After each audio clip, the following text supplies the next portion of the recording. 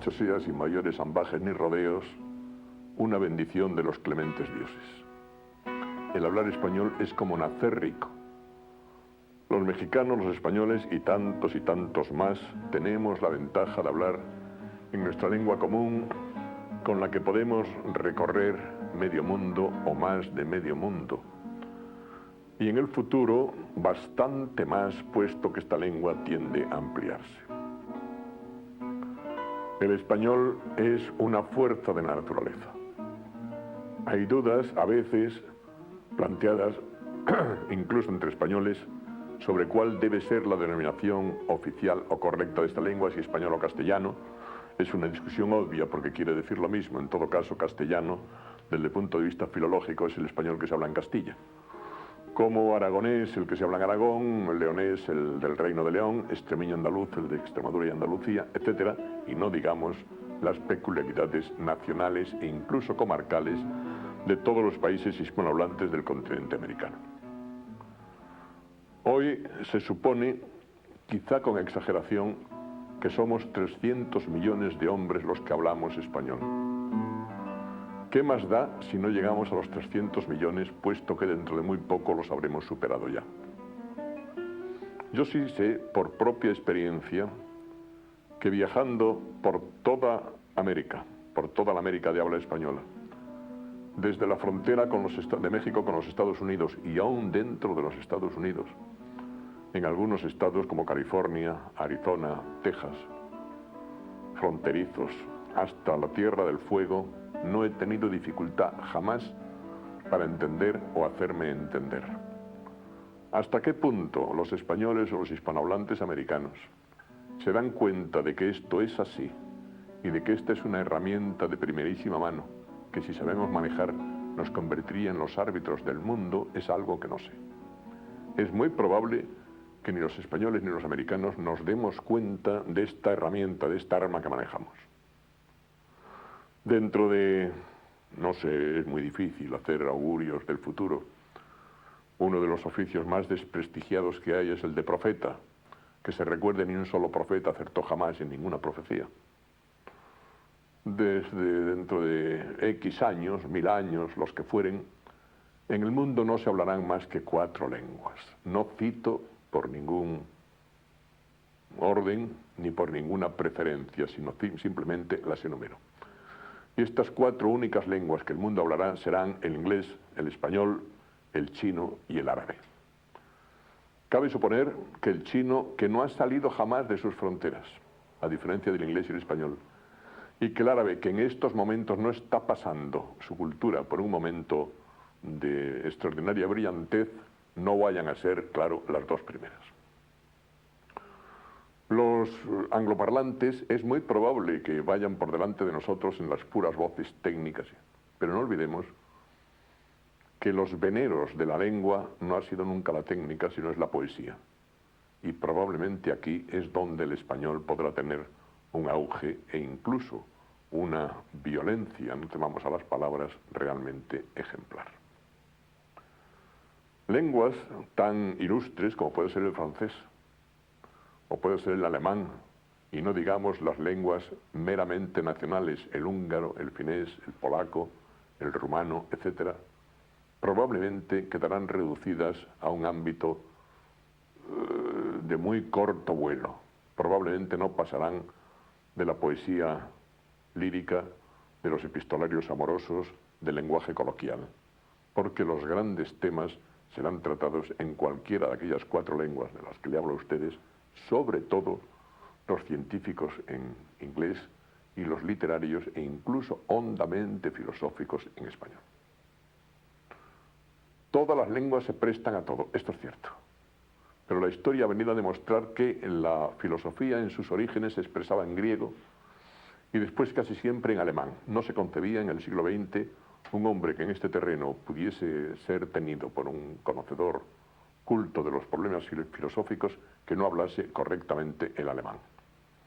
Hoy es probable que se esté desplazando el eje de gravedad hacia el inglés en filosofía y en técnica, sobre todo en técnica, y hacia el español en todas las otras diferentes actividades del espíritu. Hay entre nosotros, los hispanohablantes del mundo entero, unas peculiaridades lingüísticas que no solo no entorpecen, sino que enriquecen nuestra común lengua. Es evidente, yo me he dedicado a coleccionar lexicones de los diferentes matices del español en todo su ámbito, es evidente que hay peculiaridades mexicanas que ignoran los argentinos, ignoramos los españoles, matices guatemaltecos que no conocen los uruguayos o no conocen los chilenos, y así sucesivamente todas las veces que quisieran. No solo esto, sino que dentro de cada país, sobre todo en países que son un poco extensos, un poco grandes en kilómetros cuadrados, como puede ser México o la Argentina, no aludo a Brasil porque no quiero salir del ámbito del español, y en España, no obstante ser en kilómetros cuadrados mucho menor, hay peculiaridades comarcales muy curiosas, porque es que hay voces de uso frecuente en Canarias, por ejemplo, que se ignoran en la provincia de Burgos, donde quizás se hable el español más perfecto de la península, o un léxico que entre aragoneses pueda funcionar y que puede ser también ignorado o no bien conocido por los andaluces. Esto, repito, no solo no resta importancia a la lengua, sino que probablemente es al revés, la enriquece. Podríamos decir lo mismo de las fonéticas, de las múltiples fonéticas que tiene el español a lo largo de todo su ámbito, a lo largo del mundo entero.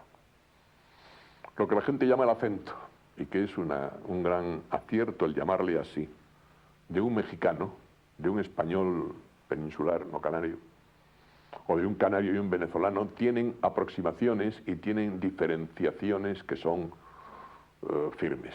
Observen ustedes que el solo hecho de que un español parodie la dicción de un mexicano o que un mexicano parodie la dicción de un argentino ya implica una posibilidad de mayor abundamiento de riqueza, puesto que si no quisiese marcar esos matices partiría del supuesto de que no existen, cuando es evidente que sí están sobre el tapete, vivos y coleando. Yo propuse hace muchos años, lo que pasa que no tuvo eco mi propuesta, hacer un diccionario total del español. Esto es, todas aquellas voces de uso común o peculiar de los países del ámbito lingüístico español que fuesen recogidos en un corpus que probablemente tendría muchos volúmenes, no importa. Para esto haría falta el patrocinio de los estados, podrían gastarse el dinero en esto en vez de en otras. Bueno, y haría falta naturalmente un equipo de filólogos, de investigadores de cada lengua. Bueno, afortunadamente, tanto en España como en Iberoamérica, ese equipo existe. Quizá no esté articulado, sería cuestión de que alguien lo pusiese a funcionar. ¿Hasta qué punto se prestaría un servicio a esta lengua común de la que estoy haciendo la loa, sin reserva de ninguna clase? ¿Hasta qué punto sería un acierto? Lo ignoran todos quienes me están oyendo, y yo también, y lo que es peor, nuestros gobiernos. Habría que hacer un esfuerzo para que esto pudiese en algún momento llegar a ser realidad.